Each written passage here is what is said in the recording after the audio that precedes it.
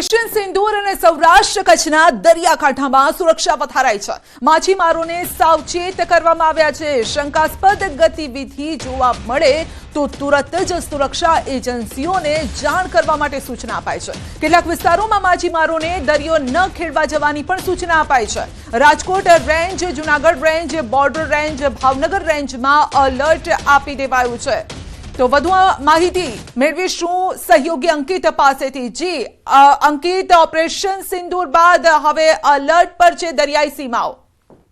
ચોક્કસ સંધ્યા, ખાસ કરીને વાત કરવામાં આવે તો ગુજરાતનો દરિયા કિનારો ખૂબ જ લાંબો છે અને તેના જ કારણે તેની સુરક્ષામાં પણ હાલ અત્યારે વધારો કરી દેવામાં આવ્યો છે। હાલ ખાસ કરીને જે માહિતી મળી રહી છે તે મુજબ ઓપરેશન સિંદૂરને લઈને સૌરાષ્ટ્ર કચ્છને એલર્ટ મોડ ઉપર મૂકી દેવામાં આવ્યું છે।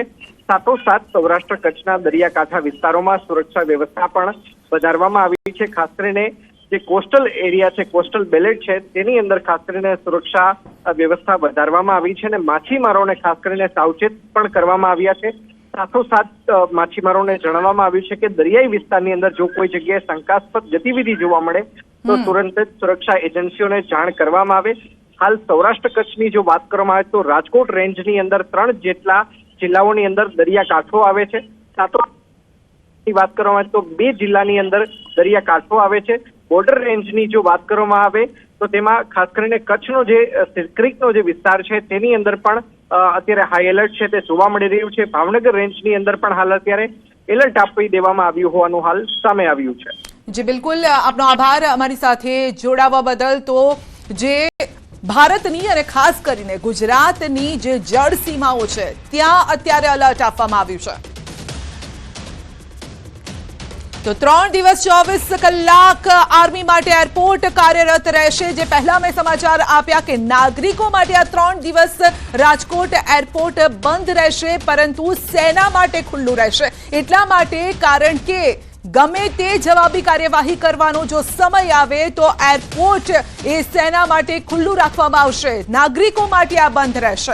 આ અંગે જ આપણે વાતચીત પણ કરીશું ને આજે આખું ઓપરેશન પાર પાડવામાં આવ્યું છે તેને થોડું વધારે ડિટેલથી સમજવાનો પ્રયત્ન કરીશું। રક્ષા વિશેષજ્ઞ મનનભાઈ આપણી સાથે જોડાઈ ગયા છે અને તેમની સાથે જ આપણે સીધી વાતચીત કરીશું। મનનભાઈ, ખૂબ સ્વાગત છે આપનું ન્યૂઝ 18 ગુજરાતીમાં। સૌથી મોટી કાર્યવાહી અને આ બોલતા જ મારા રૂવાડા પણ ઉભા થઈ રહ્યા છે। જય હિન્દ। ભારતની સૌથી મોટી આતંક પરની આજ સુધીની કાર્યવાહી। હવે આ એ ભારત નથી કે જેણે પાર્લામેન્ટ હુમલો થયો તો આતંકીઓને ઘરે બોલાવીને જમાડવામાં આવ્યા, પ્રાઇમ મિનિસ્ટર ઓફિસમાં બોલાવીને જમાડવામાં આવ્યા। ભારત પર અલગ અલગ સમયે અક્ષરધામમાં હુમલો થયો પણ આતંકીઓને નું સ્વાગત કરવામાં આવ્યું, એને પંપાડવામાં આવ્યા। આ એ ભારત છે જે ઘરમાં ઘૂસે છે અને મારે છે। એટલે કેવળ એક પૂર્વ સૈનિક તરીકે મારે માટે નહીં કે પછી આપણે મીડિયાના મિત્રો માટે નહીં, પરંતુ સમગ્ર દેશ માટે, કેવળ સેના માટે નહીં પણ સમગ્ર દેશ માટે આ ગૌરવની ક્ષણ છે કે ભારત કઈ રીતે એસર્ટિવ એક્શન્સ લઈ રહ્યું છે અને દુશ્મન વિરુદ્ધ કાર્યવાહી કરી રહ્યું છે। આતંકને હવે ક્યારેય બક્ષવામાં નહીં આવે અને આતંકને જે સબક ભારત શીખવી રહ્યું છે એ સબક આજે તો છે જ, પરંતુ આગળ જતા પણ ભારતના આ સબક ચાલુ રહેશે। અને જ્યારે જ્યારે પાકિસ્તાન કે પાકિસ્તાનના સ્ટેટ સ્પોન્સર્ડ ટેરરિઝમ કરનાર લોકો જ્યારે ભારત વિરુદ્ધ આંખ ઉઠાવવાની કોશિશ કરશે ત્યારે એ આંખ ફોડી નાખવામાં આવશે। આતંકીઓ વિરુદ્ધની આજની કાર્યવાહી, આજની એર સ્ટ્રાઇક ખરેખર એક ટર્નિંગ પોઈન્ટ છે, એક એવો દિવસ છે કે જેમાં ભારતે પાકિસ્તાન વિરુદ્ધ પાકિસ્તાનની મેઇનલેન્ડમાં પંજાબમાં જઈને જ્યારે કાર્યવાહી કરી છે ત્યારે ભારતની જે અત્યાર સુધી કહેવાતું હતું ને કે ઇન્ડિયા સોચતા બહોત હૈ, ઇન્ડિયા ડિપ્લોમેટિક સ્ટેપ્સ લે છે, ઇન્ડિયા પાણી બંધ કરે છે, ઇન્ડિયાએ એક્સપોર્ટ ઇમ્પોર્ટ બંધ કર્યા, પણ ઇન્ડિયાએ જે બંધ કર્યું ને એ આતંકવાદ છે। આ બધું તો છે ને આ શતરંજની રમતના પ્યાદાઓના ખેલ હતા। સાચી ચાલ તો ભારતે ચાલી છે પોતાની એર સ્ટ્રાઇક વડે, જેમાં ભારતીય નૌસેના, ભારતીય વાયુસેના અને ભારતીય થલ સેના આ ત્રણેયનો રોલ રહ્યો છે।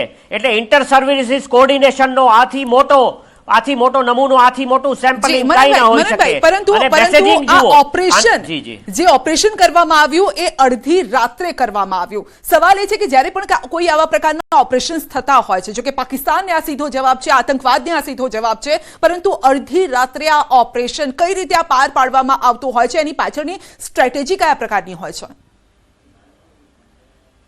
તમે બહુ જ સરસ ક્વેશ્ચન પૂછ્યો. જુઓ, ઓપરેશન પાર પાડવા માટે આ અડધી રાતનું ઓપરેશન આપણને ભલે લાગી રહ્યું હોય, પરંતુ જ્યારે સૈન્ય વિમાનોની વાત હોય તો એને માટે દિવસ કે રાત કાંઈ નથી હોતા.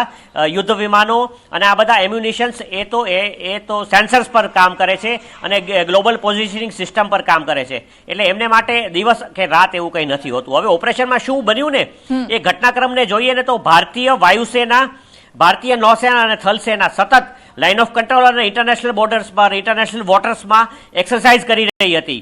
હવે આપણે કબડ્ડીની રમત જેવું છે. જો કબડ્ડીની રમતમાં શું થાય, તમે દુશ્મન સામેની જે તમારી ટીમ છે, વિરોધી ટીમ, એની લાઇનને ટચ કરો અને પાછા આવો, એટલે તમે પોઈન્ટ સ્કોર કરો. તો ભારતીય વાયુસેના આવી રીતે ટચ એન્ડ ગો કરી અને પાકિસ્તાનની એર ડિફેન્સને સ્પૂક કરી રહી હતી. પાકિસ્તાનમાં આપણે ચેનલો પર જોયું, આપણે આપણા ભારતીય મીડિયામાં પણ જોયું કે પાકિસ્તાનમાં કઈ રીતે એર ડિફેન્સની વોર્નિંગ્સ, સાયરન્સ વાગી, ભારતે હુમલો કર્યો એવું વારે વારે પાકિસ્તાનને દિવસો દરમિયાન લાગ્યું. એટલે રાફેલ્સ ઓલરેડી લાઇન ઓફ કંટ્રોલની આજુબાજુ ઉડી રહ્યા હતા અને એવી એક્સરસાઇઝ કરી રહ્યા હતા. હવે આજે રાત્રે કે ગઈકાલે રાત્રે જેને આપણે કહીએ, તારીખ ફર્યા બાદ શું બન્યું કે ભારતીય રાફેલો ઉડ્યા, વિમાનો લાઇન ઓફ કંટ્રોલ સુધી ગયા. એવી 2 કે 3 ટુકડીઓ ઉડી, જેમાંથી પહેલી 2 ટુકડીઓ છળ હતી અને ત્રીજી ટુકડી આવી એ અચાનક આવી. એમણે મિસાઇલો લોન્ચ કરી અને વાર કર્યો અને ત્રણેય ટુકડીઓ સહી સલામત પાછી પોતાના